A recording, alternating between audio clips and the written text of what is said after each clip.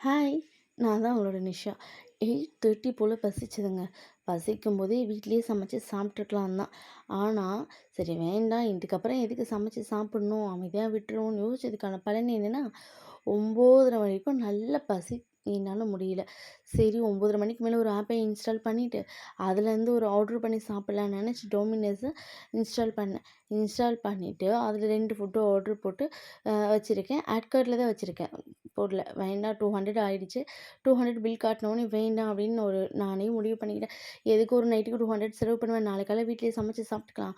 அப்படின்னு யோசிச்சுட்டு விட்டுட்டேங்க. ஆனா ஒரு 11 மணி வரைக்கும் சுத்தமா முடியல. தூக்கமே கிடையாது.